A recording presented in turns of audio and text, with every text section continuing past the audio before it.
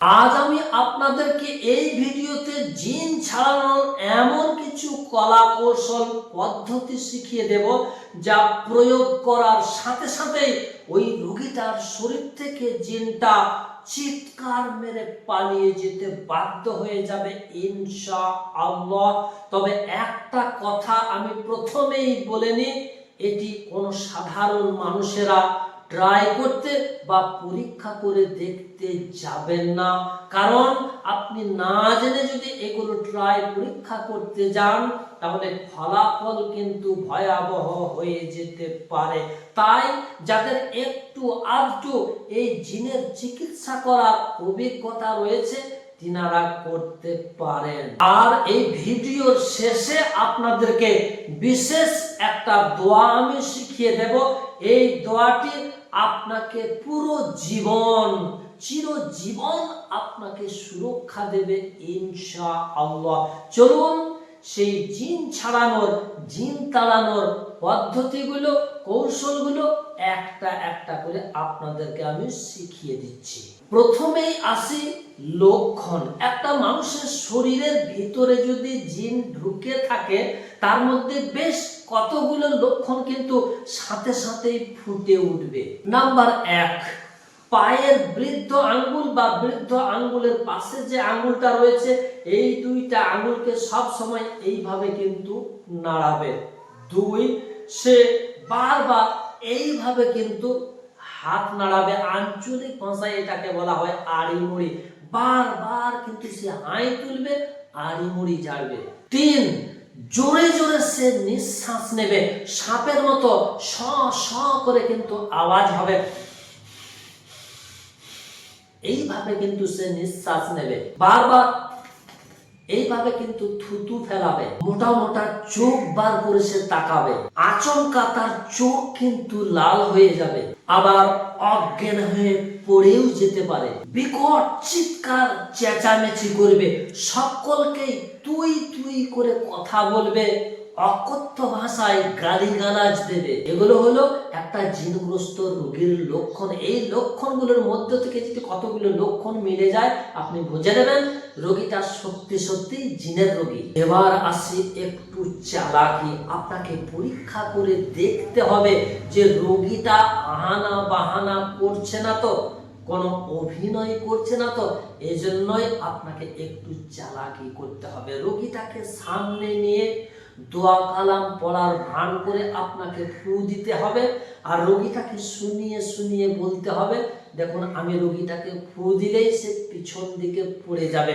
আপনার ফু দেওয়ার পরেই যদি সে পিছন দিকে পড়ে যায়, আপনি বুঝে নেবেন রোগীটা চালাকি করছে, রোগীটাকে জিনে ধরেনি। 2, রোগীর শরীরে জিন হাজির হয়ে যাওয়ার পরে তার এই চোখের পাতাগুলো যদি এরকম ভাবে নড়াচড়া করে, আপনি বুঝে নেবেন তার ভিতরে কিন্তু জিন নাই, এটা অভিনয়। 3, জিন হাজির হয়ে যাওয়ার পরে রোগী যদি তার নিজের হাত দিয়ে শরীর চুলকায়, মাথা চুলকায়, পা চুলকায়, চুলকাচুলকি যদি করে, আপনি বুঝে নেবেন তার শরীরে কিন্তু জিন নাই। আর এইগুলো যদি করে, তাহলে আপনাকে নিজের পার্সোনাল বুদ্ধি খাটিয়ে ওই রোগীটার চিকিৎসা তদবির দিতে হবে। এবার আসুন, সত্যি সত্যি যদি জিনে ধরা রোগী হয়, তাহলে কিছু নিয়ম আপনাকে পালন করতে হবে, না হলে কিন্তু বিপদ নেমে আসতে পারে। তার মধ্য থেকে যেমন 1 নম্বরে, রোগীর হাতকে অন্য লোক দ্বারা শক্ত করে ধরে রাখতে হবে, না হলে কিন্তু আমির কবিরাজকেও কিল ঘুষি চড় থাপ্পড় লাগিয়ে দিতে পারে। এজন্যই রোগীর হাত কিন্তু শক্তভাবে অন্য লোক দিয়ে ধরিয়ে রাখতে হবে। 2, রাগের বশবর্তী হয়ে রোগীকে কিন্তু মারধর একেবারেই করা যাবে না। যদি আপনি রোগীটাকে মারধর করেন, তাহলে রোগীর শরীরের ভিতরে যে জিনটা থাকবে, ও কিন্তু আপনার চরম শত্রুতায় পরিণত হয়ে যাবে। 3, রোগীর চিকিৎসা তদবির করার আগে নিজের শরীরটাকে বন্ধ করতে ভুলে নিলে কিন্তু চলবে না, এতেও আপনার বিপদ নেমে আসতে পারে। নাম্বার 4, জিন হাজির হয়ে যাওয়ার পরে কোরআন ছাড়া অন্য কিছু পাঠ করা যাবে না, কারণ জিন শয়তান কোরআনকেই ভয় পায়, অন্য কিছুকে নয়। নাম্বার 5, জিন হাজির হয়ে যাওয়ার পরে নিজেকে ভয় পেলে চলবে না, ভয় পেলে কিন্তু আপনি আর সেই রোগীর চিকিৎসা করতে পারবেন না। এবার আসি জিনকে শাস্তি কিভাবে দেবেন। নাম্বার 1, জোরে জোরে রোগীর কানের গোড়ায় কোরআন তেলাওয়াত করা। নাম্বার 2, রোগীকে ধমক দিয়ে কথা বলা।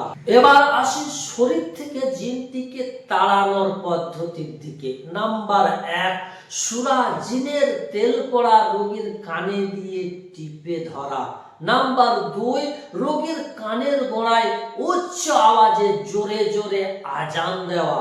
নাম্বার 3, জিন হাজির হয়ে যাওয়ার পরে ওই রোগীটার চোখের সঙ্গে চোখ মিলিয়ে প্রচন্ড রাগ দেখিয়ে রোগীটাকে অর্থাৎ জিনটাকে ধমক দেখিয়ে দেখিয়ে কথা বলা। নাম্বার 4, জাহান্নামের আযাবের কথা যে সমস্ত আয়াতগুলোতে রয়েছে, আযাবের কথা যে সমস্ত আয়াতগুলোতে রয়েছে, ওই ধরনের আয়াতগুলোকে বেশি বেশি রোগীটার কানের গোড়ায় তেলাওয়াত করা। নাম্বার 5, জিনটাকে তাড়িয়ে দেওয়ার পরে রোগীর মনের কুধারণাগুলোকে কোরআন এবং হাদিসের দলিল দিয়ে দূর করে দেওয়া। নাম্বার 6, জিনটাকে তাড়িয়ে দেওয়ার পরে কোরআনের কি শক্তি, কোরআনের কি পাওয়ার রয়েছে, এই পাওয়ারের কথা বলে রোগীটাকে কোরআন পড়তে বলা এবং তাকে সাহস দেওয়া।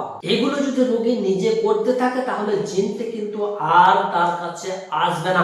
এবার আসি, আপনাদেরকে বলেছিলাম ভিডিওর শেষে বিশেষ একটা দোয়া আপনাদেরকে শিখিয়ে দেব, যে দোয়াটি পুরো জীবন আপনাকে সুরক্ষা দেবে।